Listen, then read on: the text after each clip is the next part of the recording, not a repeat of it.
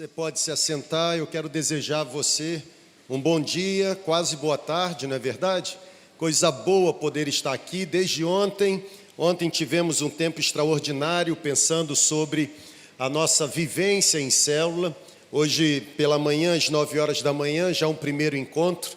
E que coisa boa é poder receber você aqui a partir das 11 horas para juntos meditarmos na palavra.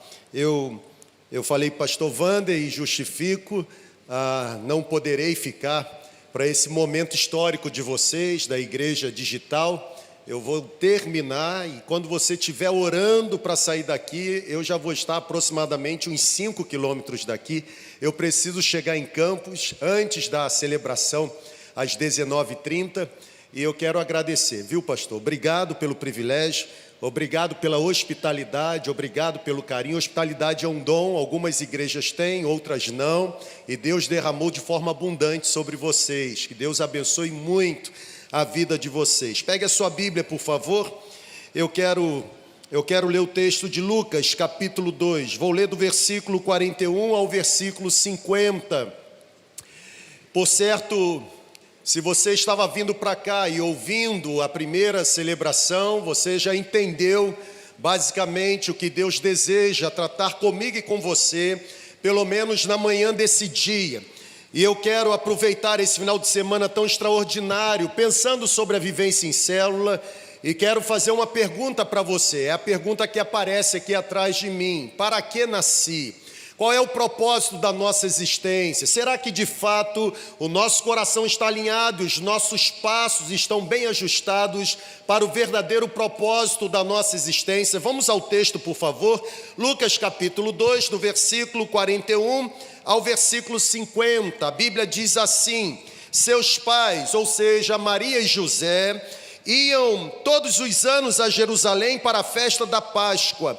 Quando Jesus completou 12 anos, eles subiram para Jerusalém de acordo com o costume da festa, e passados os dias da festa, ao regressarem, o menino Jesus ficou em Jerusalém sem que os seus pais soubessem. Se fosse hoje, dava conselho tutelar mesmo, né? Deixou para trás a criança. Pensando que estivesse entre os companheiros de viagem, andaram o caminho de um dia e passaram a procurá-lo entre os parentes e conhecidos. Como não o acharam, voltaram a Jerusalém em busca dele. 3 dias depois, os seus pais o acharam no templo, sentado entre os doutores e ouvindo-os, fazendo perguntas. E todos os que o ouviam ficavam admirados com a sua inteligência e também com as suas respostas. E quando seus pais o encontraram ou ouviram, ficaram maravilhados, e sua mãe lhe disse: filho, por que fizeste isso conosco? Teu pai e eu estávamos te procurando muito ansiosos. Jesus então respondeu: mãe, por que me procuráveis? Não sabias que eu devia estar na casa de meu pai? Mas José e Maria não entenderam o que ele havia dito. Vamos orar mais uma vez?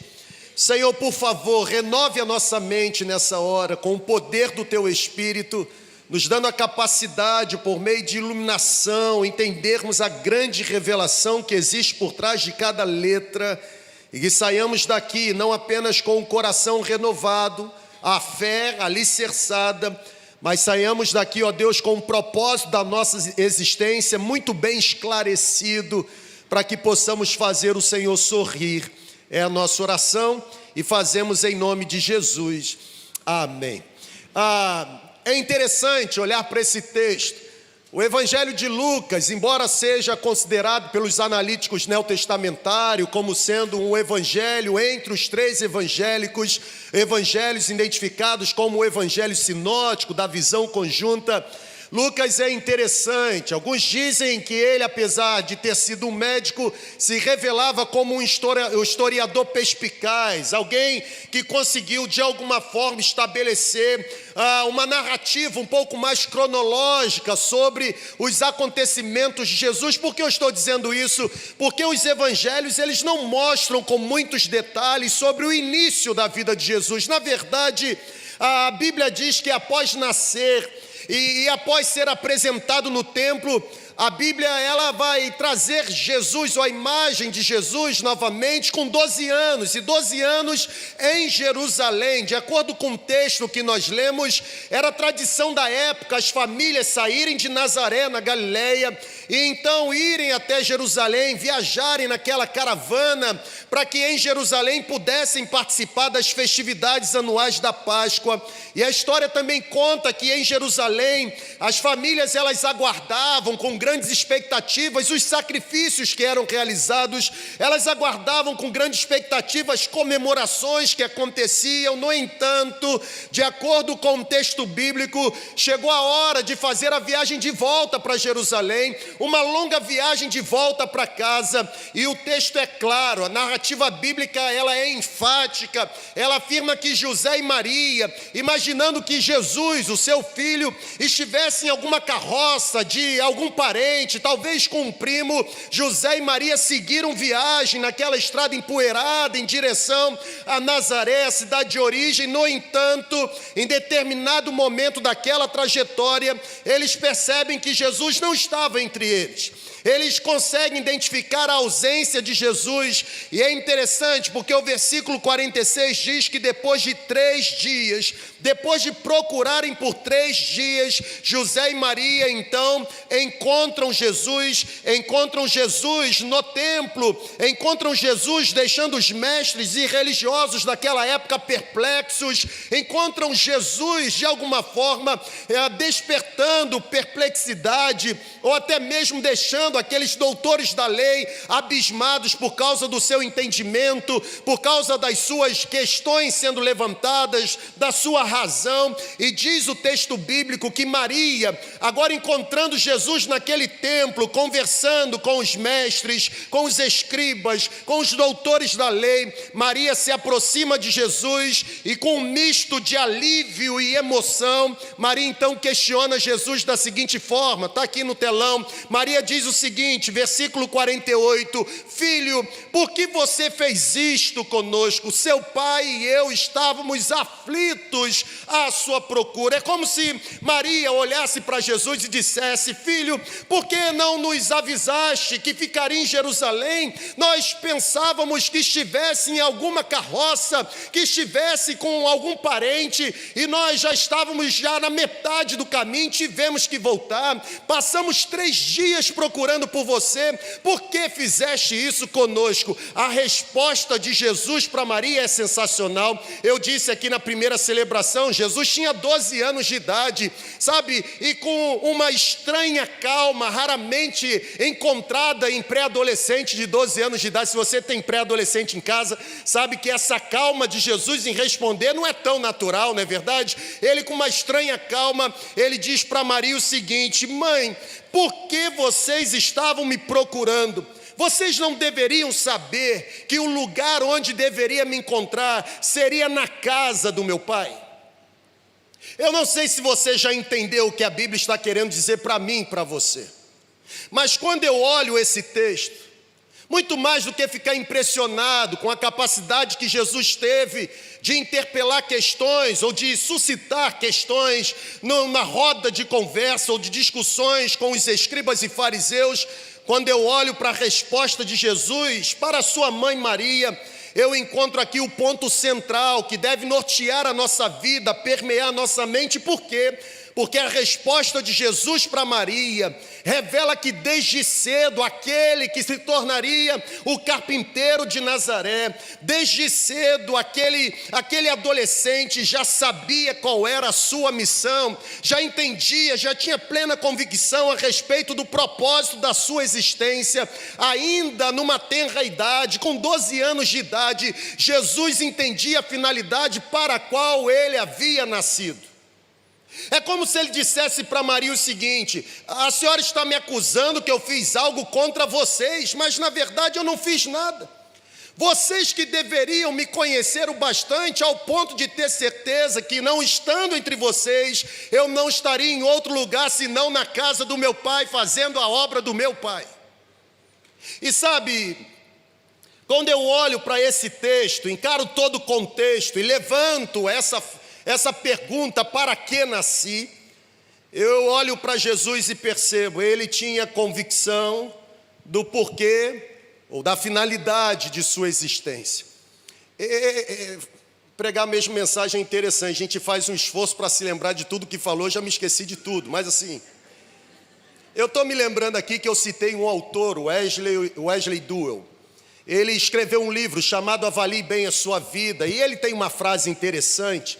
Quando eu olho para Jesus e percebo a sensibilidade de Jesus e entender o propósito da sua existência, me traz à memória a frase do livro. Porque o Duell diz assim, olha, a única vida digna de ser vivida é a vida que é vivida completamente para Deus. Porque se você vive a vida e não vive cumprindo o propósito para o qual você existe, na verdade você não vive, você morre. Entendeu não? Eu vou voltar. Agora não tem tanta preocupação de ter a terceira celebração logo depois, dá para...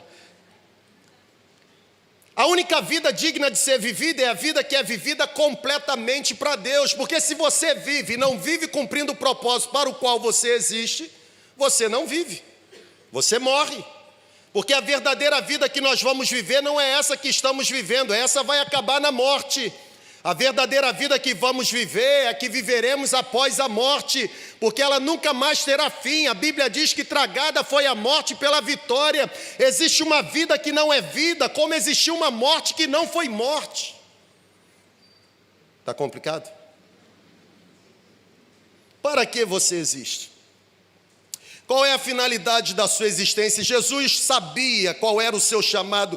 Jesus sabia que tinha que estar na casa do seu Pai. Jesus tinha um entendimento que a missão da sua vida era tratar dos assuntos do seu Pai. Para Jesus, porque o propósito da sua existência era claro. Para Jesus, porque o propósito da sua existência era bem definido, tanto a sua profissão, como também as intenções dos seus amigos, ou talvez até mesmo as expectativas dos seus pais. Tudo isso para Jesus assumia uma escala inferior de prioridade ou de importância. Por quê? Porque para Jesus o mais importante era realizar a obra do seu Pai. Jesus, ele conhecia a razão da sua existência. Jesus sabia, por exemplo, distinguir entre o propósito da sua vida de qualquer outra atividade. E agora eu estou me lembrando que eu fiz uma afirmação pela manhã, e ela vai estar aqui atrás de mim, uma frase que eu li em um livro muito interessante, falando sobre vocação, falando sobre propósito, porque é muito fácil, é por demais fácil confundirmos mesmo o propósito da nossa existência com a nossa carreira, por exemplo. E essa frase diz o seguinte: sua carreira profissional é aquilo para o qual você é pago, já o seu chamado ou propósito de existência é aquilo para o qual você foi criado. Sabe, nós nos esquecemos do propósito para o qual nós nascemos. E esquecer quem somos ou medir quem somos com a régua errada, isso nos fará perder não apenas o propósito da vida, mas também irá comprometer a nossa identidade. Efésios capítulo 2, versículo 10, Paulo escrevendo a carta para os Efésios, Paulo disse: vocês são feituras do Senhor. O poema, vocês são a criação de Deus realizada em Cristo Jesus. Paulo não apenas está falando sobre a nossa origem, ele está dizendo o seguinte: olha, vocês não são produtos do evolucionismo, vocês são criação de Deus realizada em Cristo Jesus, vocês não são evolução da espécie. Vocês têm uma origem, mas Paulo continua o versículo 10 de Efésios 2 dizendo o seguinte: vocês são criaturas ou criação de Deus realizada em Cristo Jesus para fazerem as boas obras. Ou seja, ele não apenas fala da origem, mas ele traz à tona o propósito, a finalidade da existência. Eu fui criado por Deus para praticar boas obras. E seria muito tranquilo se o versículo 10 terminasse aí, mas tem uma vírgula. Tem um pronome relativo, e você sabe, porque aqui no Recreio, norma gramatical brasileira é lá em cima. E você sabe que o pronome relativo refere-se ao termo anterior, e o termo anterior, boas obras. E ele vai dizer: vocês são criaturas de Deus realizadas em Cristo Jesus para fazerem boas obras, vírgula, as quais anteriormente foram preparadas para serem praticadas. Sabe o que Paulo está dizendo? Deus não nos criou e porque nós fomos criados, agora inventou alguma coisa para que pudéssemos fazer. Não, porque existia algo para ser feito. Deus então nos criou. Nós viemos para cá com uma encomenda, irmão. É por isso que nós temos que descobrir mesmo para que nós nascemos. Qual é a razão da nossa existência? Nós estamos investindo a única e exclusiva vida que temos. Para que direção? Com que finalidade? Não se iluda. Mesmo como discípulos de Jesus, nós podemos nos transformar numa versão que jamais deveria ter sido projetada para nós. Eu vou repetir, isso aqui me pega. Não se iluda. Mesmo como discípulos de Jesus, podemos nos tornar uma versão que não foi projetada. Por que eu estou dizendo isso? Porque é muito fácil sairmos dos trilhos e enchermos a vida que temos com o que Jesus chamou de coisas secundárias. Lá nós temos encontro de oração toda terça e quinta, pelo Instagram da igreja às 7h14 da manhã, e eu sempre inicio as lives de oração falando a mesma coisa para eles. É bom iniciarmos o dia daquela forma. Na verdade, se iniciarmos o dia com as prioridades corretas, isso vai nos garantir possibilidade de vencer os desafios durante toda a trajetória. Na verdade, se Deus nos deu tempo para fazermos coisas que são secundárias, deve ter nos dado tempo para fazermos coisas que são primárias. E entre as coisas primárias, Bíblia e oração. Para qual propósito você existe? Qual é a finalidade da sua vida?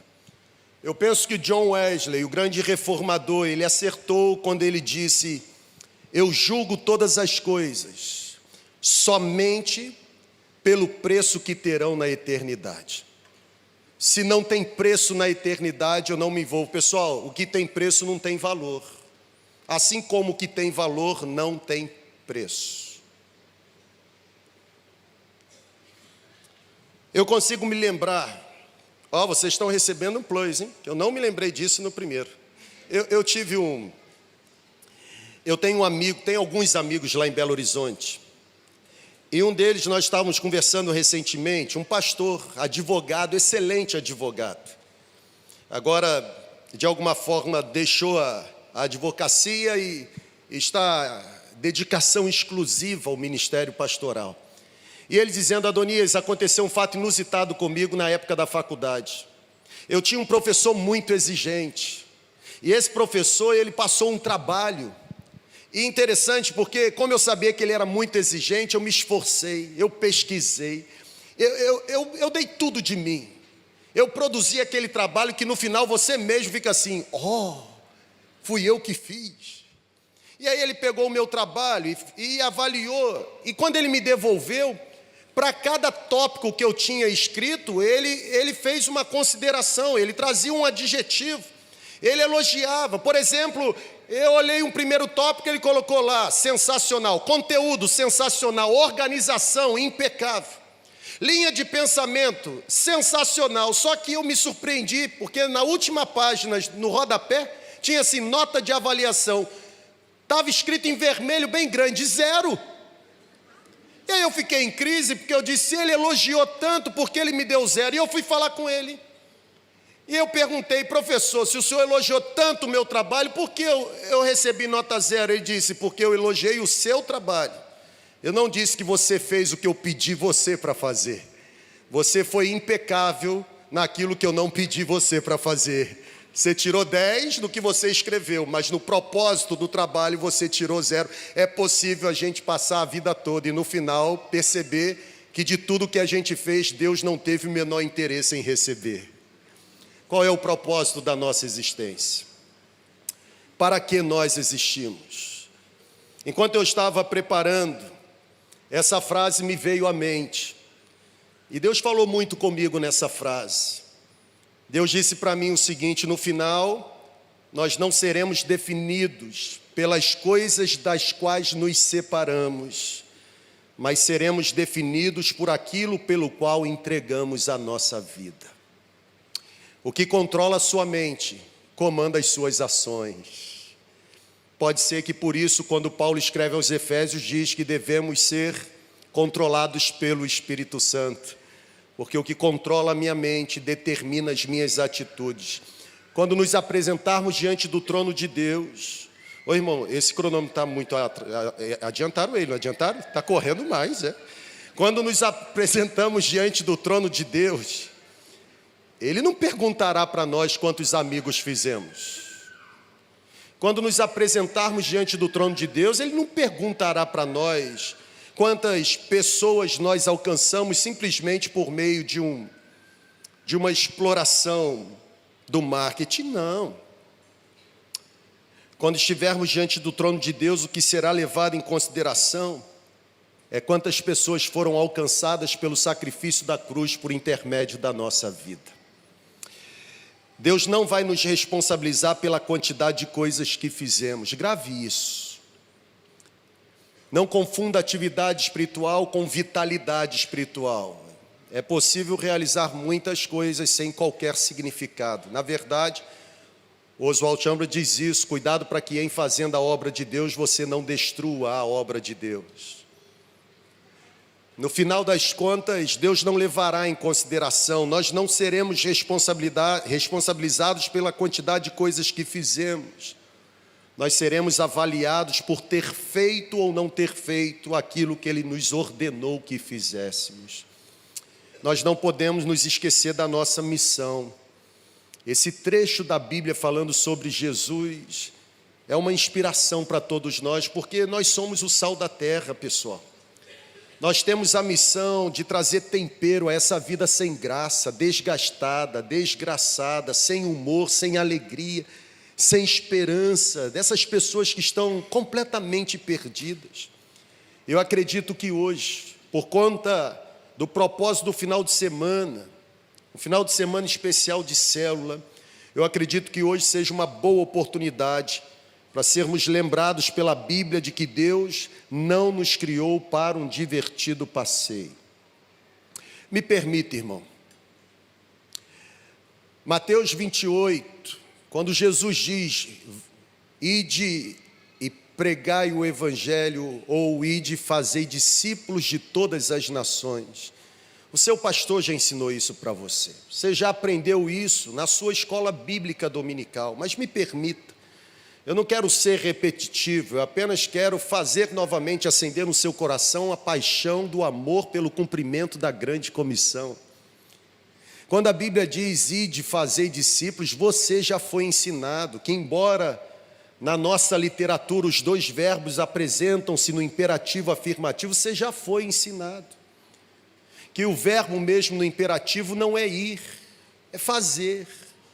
Você já foi ensinado que uma tradução mais literal seria indo, façam, se reunindo, façam, conversando, façam, se relacionando, façam discípulos. Nosso chamado é para fazer discípulos. A igreja tem ido, a pergunta que a gente precisa responder é, tem feito? Porque ir e não fazer é perder viagem. Nós não fomos chamados para uma viagem, nós fomos recrutados para um propósito. Você pode dizer amém por isso? Penso que seja assim bem pertinente relembrarmos o propósito da nossa existência. Eu estou me lembrando aqui de algo que eu falei na primeira celebração. Eu fui militar há muito tempo, 12 anos. Passei no concurso com 17 anos e fiquei lá na Força Aérea Brasileira por 12 anos. E eu tive um comandante interessante. Eu me lembro, a gente ia lá para o tal do serviço oficial de dia e tal. E eu tinha um comandante que ele dizia assim, você sabe quando um exército perde a batalha? E é óbvio, a pergunta mais natural era, a gente vai perder quando o número de soldados no exército contrário ou inimigo for maior que o número de soldados que nós temos e nos sufocar, nos encurralar. E ele dizia assim, negativo. Ele dizia constantemente para a gente o seguinte, a batalha não é perdida quando se tem menos soldados. A batalha é perdida quando os poucos soldados que ainda existem perdem de fato a noção da tarefa para a qual foram recrutados.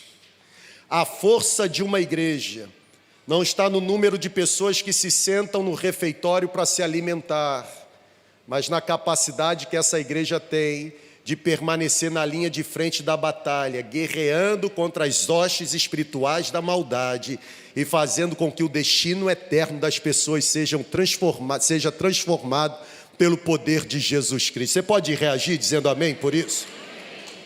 Qual é o propósito da sua existência? Para que você existe? Qual é o propósito? Qual é a finalidade? Eu quero olhar para esse texto bíblico, considerar não apenas o comportamento, mas principalmente a resposta que Jesus deu para Maria. E eu quero destacar 3 atitudes que não apenas irão afirmar, mas reafirmar o propósito da nossa existência. A pergunta original é: para que nasci? A primeira resposta: eu nasci para conhecer Jesus intimamente. Interessante. Jesus olha para a mãe e diz o seguinte: se você me conhecesse mesmo, saberia que eu estaria aqui. É possível estar próximo a Jesus e não conhecê-lo. É possível ser discípulo de Jesus e não conhecer a verdadeira identidade de Jesus. Você sabia disso? Eu vou dar a prova bíblica. A gente se esforça, mas não sai nada igual, né? Mas sim, eu vou dar a prova bíblica. A Bíblia diz que existiu um momento em que os discípulos de Jesus estavam passando por um momento de dificuldade. Havia um vendaval, a água entrava no barquinho de pesca. Interessante, Jesus dormia. E é legal aquele texto, porque Marcos, quando vai registrar, embora os outros evangelhos sinóticos também registrem, Marcos, quando vai registrar, ele traz uma afirmação. Ele diz que os discípulos olharam para Jesus e disseram assim: tu não te importas que morramos? Irmão, ninguém que está morrendo afogado morre assim, ele está dormindo. Já viu gente sofrer assim? Não é assim. E o sono era tão pesado que os discípulos gritavam. A água batia contra o barco, tinha desespero, e Jesus o quê? Dormindo. A Bíblia diz que quando Jesus acordou, ele se levantou, acalmou os discípulos, repreendeu o mar. E qual foi a pergunta que os discípulos fizeram um para o outro? Ou uns para os outros? É possível ser discípulo de Jesus e desconhecer a verdadeira identidade do Mestre. A propósito, me permita, se você está dentro de um barco, e esse barco está sendo atormentado por tempestades, se você tem certeza que Jesus está lá, não adianta ficar desesperado. Seu desespero não resolve o problema. Ah, mas Jesus está dormindo. Pega o travesseiro e vai dormir também. É sério. Porque não adianta. Só vai mudar quando ele se levantar. E as ondas, a tempestade, os raios não foram menores em decibéis na sua potência do que, ou não foram maiores em decibéis na sua potência do que a voz dos discípulos. Porque Jesus não acordou com raio, com tempestade, com água batendo no barco. Jesus não acordou com nada daquilo. Mas bastou o discípulo clamar, e o clamor do discípulo fez Jesus levantar. Você precisa conhecer Jesus intimamente. Todos nós sabemos falar alguma coisa acerca de Jesus. Alguns, por exemplo, sabem falar onde Jesus nasceu. Outros sabem dizer alguma coisa sobre a história de Jesus. Alguns com propriedade, até testemunham sobre o milagre de Jesus. Mas a pergunta mais importante é: será que você conhece Jesus da mesma maneira, com a mesma intensidade, com a mesma profundidade que você conhece o seu amigo mais íntimo? Será que você seria capaz de dizer como Jesus reagiria diante de uma situação? Será que você seria capaz de descrever quais são os hábitos, as preferências de Jesus? O nosso chamado é para conhecê-lo intimamente. Jesus não é um discurso sobre o qual eu me posiciono. Jesus não é um mero ensinamento que eu compartilho. Jesus é uma pessoa com quem eu me relaciono. A pergunta é: você já o conhece intimamente? Você sabe quem ele é? A Bíblia diz que ele é o Rei da glória. A Bíblia diz que ele é o Rei do céu. A Bíblia diz que ele é o Rei dos judeus, ele é o Rei dos reis, ele é o Senhor dos senhores. A pergunta mesmo é essa: você já o conhece intimamente? Sabe, quem conhece Jesus intimamente sabe que Jesus é o único que é capaz de renovar as forças daquele que se sente cansado. Aleluia! Quem conhece Jesus intimamente sabe que Jesus é o único que tem poder para curar qualquer tipo de enfermidade. Arrancado um cenário de morte, por exemplo, o irmão Davi, o testemunho que nós vimos aqui, devolvendo o fôlego de vida. Irmão, eu sempre termino as celebrações lá em Campos, a gente termina as celebrações do mesmo jeito, sempre.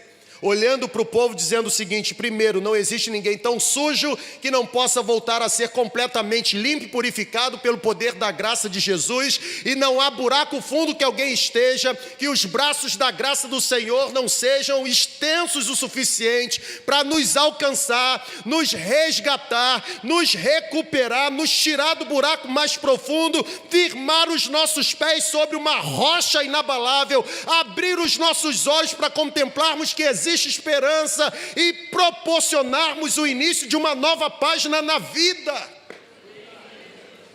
Você conhece Jesus intimamente? Quem é Jesus para você? Se você conhecer Jesus intimamente, você saberá que Jesus é indescritível, Jesus é irresistível, Jesus é invencível. Mas tem o segundo propósito. Quando eu olho para o texto, eu percebo: para que nasci? Segundo, eu nasci para ter uma vida coerente com os ensinamentos de Jesus.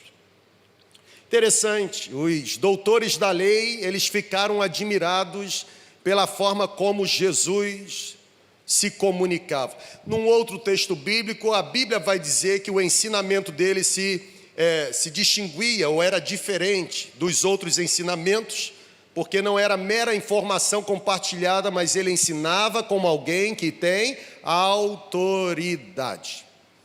Ensinamentos de Jesus não são opcionais, são essenciais.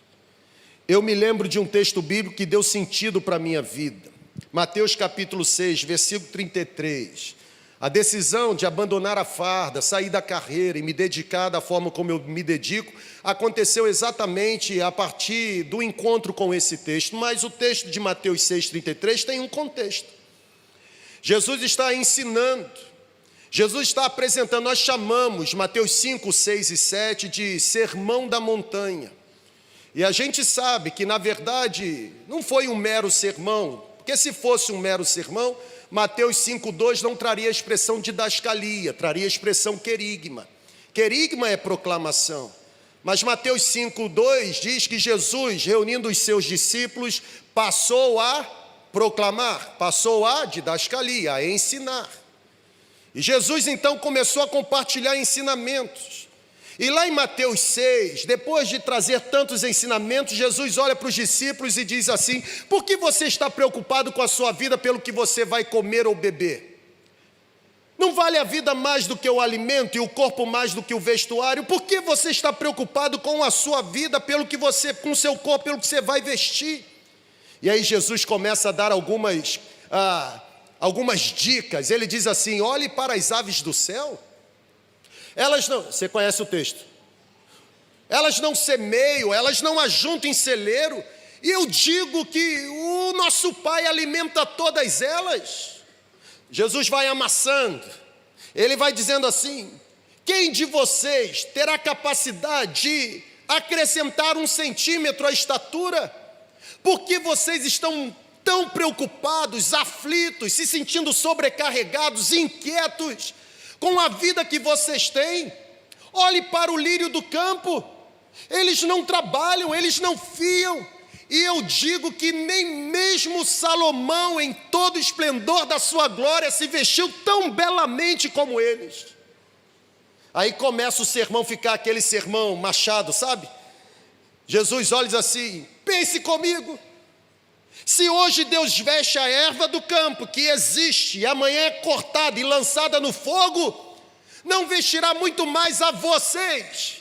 Como é que ele identifica? Homens de pequena fé. Aí vem a conjunção conclusiva: portanto, vamos fechar o pensamento, não fiquem preocupados com o que beberemos, com o que comeremos ou com o que nos vestiremos. Porque aqueles que não conhecem Jesus intimamente, não seguem o ensinamento de Jesus, se preocupam com essas coisas. Mas quem conhece Jesus intimamente e segue o ensinamento de Jesus sabe que o nosso Pai tem certeza que necessitamos de todas elas. Vem a senha. Qual é a senha? Busquem em primeiro lugar o reino de Deus, a sua justiça, e todas as demais coisas serão acrescentadas. Olha para esse versículo aqui um pouquinho. Você consegue identificar semelhança, consegue perceber coerência entre a resposta que Jesus deu para Maria e essa orientação que Jesus deixou para os discípulos? Para Maria ele disse o seguinte: por que estava me procurando em outros lugares? Não deveria saber que eu estaria aqui? Porque fazer a vontade do meu Pai para mim é prioridade número 1. E para os discípulos ele está dizendo: busque em primeiro lugar o reino de Deus e a sua justiça, e todas as demais coisas serão acrescentadas. É óbvio que eu não estou sugerindo que você rasgue os seus planejamentos. É óbvio que eu não estou sugerindo que você abandone todos os seus desejos. Que eu estou afirmando no poder do Espírito Santo é que você tenha como maior desejo da sua vida servir a Jesus. Servir a Jesus incondicionalmente. Quando Jesus for o seu maior e mais profundo desejo, todos os mais desejos que você tiver no coração irão se encaixar nos lugares certos. O nosso grande desafio é abrigar no coração não apenas desejos pessoais, mas desejos pessoais que sejam coerentes com os desejos eternos. Isaías 55 foi Deus quem disse para o povo: os meus pensamentos são maiores do que os seus pensamentos. O meu caminho é mais perfeito do que o seu caminho. Assim como os céus são mais altos do que a terra, assim também os meus pensamentos são melhores do que os seus. Salomão, quando escreve Provérbios 16, ele diz: o coração do homem pode traçar os seus planos, mas a resposta certa sempre virá dos lábios do Senhor. Aprenda, nós não podemos confundir. O problema é que estamos avaliando a nossa maturidade por aquilo que fazemos, quando deveríamos avaliar a maturidade por quem temos nos tornado. Essa frase de um livro precioso, o autor diz o seguinte: a força de um homem consiste em encontrar o caminho no qual Deus está trilhando e trilhar o mesmo caminho. Eu descobri o que Deus está fazendo. Ontem, enquanto nós jantávamos, nós falávamos sobre isso. É ter a sensibilidade, o insight for living, o discernimento de perceber o que Deus está fazendo e me envolver, irmão. O que Deus está fazendo? Eu aprendi a fazer uma oração todo dia pela manhã, e eu repito todo dia: seja lá o que o Senhor desejar fazer no dia de hoje, por favor, por bondade e graça, não me deixe de fora daquilo que a tua mão decidir fazer. Eu quero terminar o meu dia e botar minha cabeça no travesseiro e ter a certeza de que as minhas atitudes fizeram o Senhor sorrir, que eu contribuí de alguma forma para aquilo que Deus decidiu fazer. A razão da nossa existência é vivermos coerentemente com os ensinamentos de Jesus. A frase que Deus me entregou foi essa: se eu preciso viver coerentemente com os ensinamentos de Jesus, me permita dar uma orientação a você: não tenha medo. Não tenha medo de permitir que Jesus retire de você aquilo que você não é. Caso contrário, você acabará se transformando naquilo que você nunca quis ser. Deus tem um propósito para você. A sua vida tem uma razão para ela existir. Termino. Digo para você: para que nasci? Nasci para conhecer Jesus intimamente. Nasci para ser coerente com os ensinamentos dele. Mas por último, eu nasci com a missão de persuadir e influenciar positivamente pessoas a seguirem o Mestre. Sabe, nós fazemos o que fazemos porque o nosso propósito maior é que mais pessoas sejam transformadas pelo poder do Espírito Santo. Se existe uma ambição, se existe um desejo no meu coração, para essa manhã, para esse dia, já é tarde. Se existe um desejo no meu coração, é que a sua vida seja ativada de tal forma que quando aquelas pessoas que estão participando do seu convívio se aproximarem de você, tenho imediatamente a certeza de que você e Jesus andam juntos, muito juntos, completamente misturados. Eu já não consigo discernir quem é quem. Eu olho para você e enxergo Jesus. Sigo você e percebo que em seus passos eu também consigo seguir os passos de Jesus. Eu termino com uma conclusão. A conclusão mencionando um antigo teorema. Esse antigo teorema diz que se a sua premissa básica estiver incorreta, todas as conclusões subsequentes a que você chegar também estarão incorretas. Os astrônomos dizem que se enviarmos um míssil em direção a Marte, esse míssil, ou se estivermos a 2,5 centímetros apenas, sabe o que é isso? 2,5 centímetros apenas, fora da plataforma de lançamento, nós provavelmente erraremos o alvo em 1.500 quilômetros. O que isso quer dizer? Nós não podemos nos desviar 1 centímetro sequer quando se trata de cumprirmos a missão para a qual nós fomos criados. O sistema financeiro pode falhar, o sistema governamental pode falhar, o sistema educacional pode falhar, o sistema político pode falhar, mas para todas essas falhas sempre existirão reparos. Agora, se a Igreja de Jesus falhar na missão para a qual ela existe, não existirão reparos, porque a falha da Igreja no cumprimento da missão resultará em centenas, milhares de pessoas morrendo no inferno. Nós temos um propósito, nós temos uma missão. A minha frase derradeira é tempo de ouvirmos a voz de Jesus, é tempo de voltarmos somente para Jesus. Eu termino com uma ilustração. Talvez você já tenha ouvido falar dessa ilustração. Na verdade, muitas ilustrações que eu falo, eu copio do pastor Vande. Porque eu escuto toda semana, ouvindo pregar. Mas conta-se a história de um menino de 12 anos. E esse menino se tornou um menino prodígio, uma revelação na habilidade de tocar violino. Já contou essa aqui? Você finge que não sabe. E todos na cidade, uma cidade pequena do interior, todos ficaram encantados com a habilidade daquele menino manusear aquele dócil instrumento. E chegou o dia do recital. A demanda foi tão grande que o auditório principal da cidade teve que ser alugado. Não era um auditório grande como esse, mas comportava um número expressivo. E no dia da apresentação, aquele auditório cheio, as poltronas não foram capazes de abrigar a multidão, pessoas em pé nos corredores. E as crianças se apresentaram, e quando chegou a hora do menino do violino subir ao palco, aquela multidão, descontroladamente, começou a ovacionar aquele menino, admirar. Para cada música que ele tocava, era uma sensação de final de campeonato, sabe?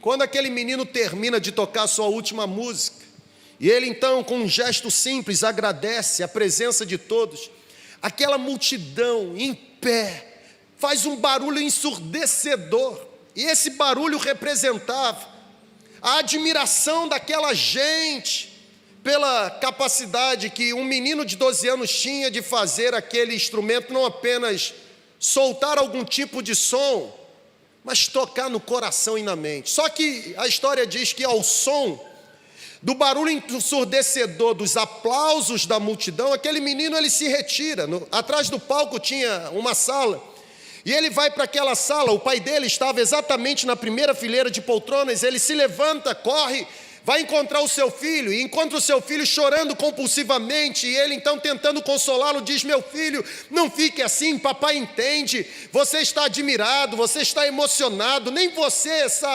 tinha noção de como seria o resultado, eu tenho orgulho de ser o seu pai, seu choro de alegria me contagia. E o menino, chorando ainda mais, disse assim: papai, eu não estou chorando de alegria, eu estou chorando de tristeza. E o pai olha e fala: mas como?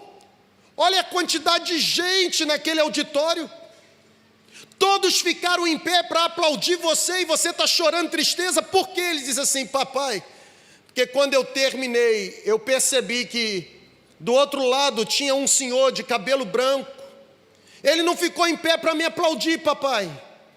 E o pai olha para ele assim: meu filho, a quantidade de gente que tem naquele auditório, pessoal em pé aplaudindo você, e você ficar focado na atitude de um senhor de cabeça branca, esse senhor não deve estar escutando direito, ignora. E ele, chorando ainda mais, virou-se para o seu pai e disse assim: pai, eu até queria, mas não posso, porque é exatamente aquele senhor de cabeça branca, que não ficou em pé para me aplaudir, que é o meu professor de violino, e ele sabe e conhece as notas que eu desafinei. Posso dar uma sugestão, sim ou não? Sim ou não, Igreja do Recreio? O propósito da nossa existência não é arrancar aplauso de uma multidão, mas fazer o Senhor sorrir.